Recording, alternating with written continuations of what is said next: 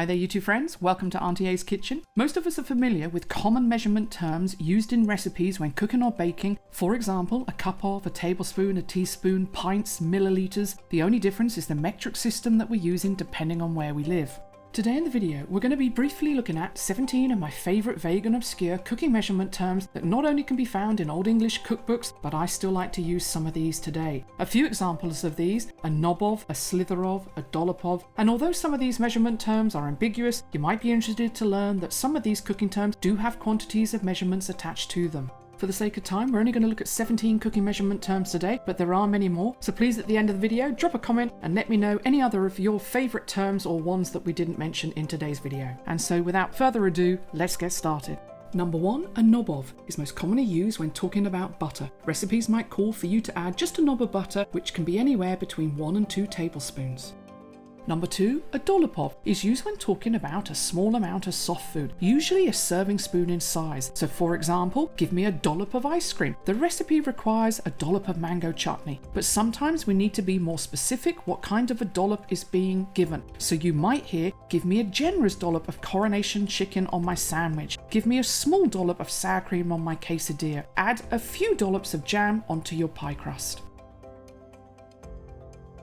Number 3, to slather on, and this can mean to cover something liberally and generously. In other words, you're going to be putting on a thick layer. It can also mean that this is to be done quickly without much care to be taken, as it doesn't have to be neat or perfect. So some examples of this might be to slather your cake with frosting. In other words, you just want to get the frosting on, and at a later date you will then spend time neatening and making sure that it is all tidy. To slather butter on your bread, or to slather some cream cheese into your wrap.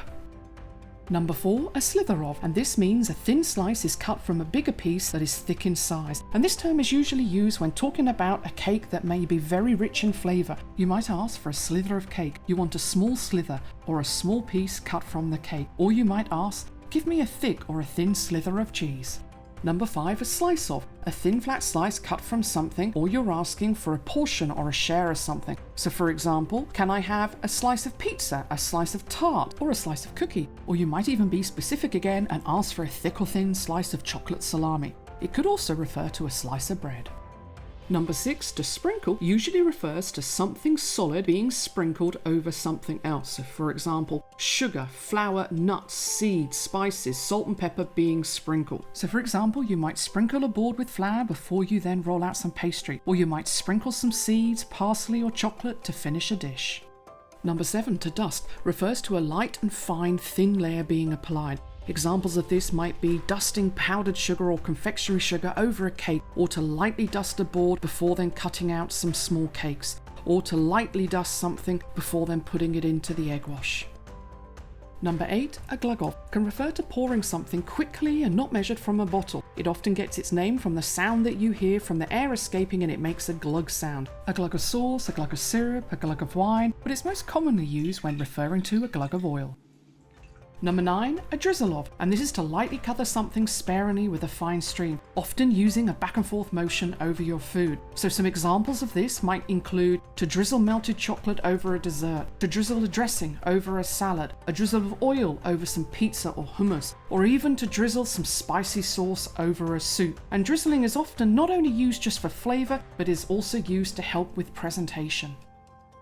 Number 10, a splash of, and this is considered to be a tiny amount of liquid. And recently I learned that there is a technical measurement and it's just under a teaspoon. So some recipes might ask for a generous splash of Worcestershire sauce, or a generous splash of wine, or a splash of lemon juice, a splash of vanilla. So it just goes to show the next time you ask for a splash of milk in your tea, make sure you agree upon on how much is going to be given. Number 11, a squirt of, and this usually refers to one squeeze from a plastic bottle, or a squirt of whipped cream from an aerosol can. The recipe might ask for a squirt of mayonnaise, a squirt of mustard, or a squirt of whipped cream. Number 12, a tad of or a bit of. It's just another way of referring to a small amount. Just add a bit of salt, or a tad of sauce on my mini quail Scotch egg. Number 13, a dash of, is typically used when talking about dry ingredients you quickly throw in the pot, and it's just with the flick of a wrist, and it's about 1/4 to 1/8 of a teaspoon. Number 14, a pinch of, and this is used with spices and seasoning, and it's 1 pinch of a dry ingredient that you can pick up between your forefinger and thumb, about a 1/16 of a teaspoon. But there's also a chef's pinch, and I believe this is where you would use several fingers to pick up some seasoning.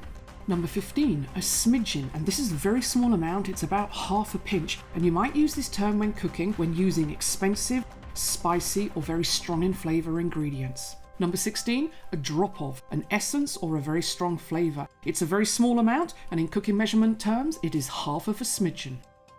Number 17, and our final one today, is a morsel, and it's a very small amount of food. So thanks for watching today. I hope you found today's video both interesting and useful.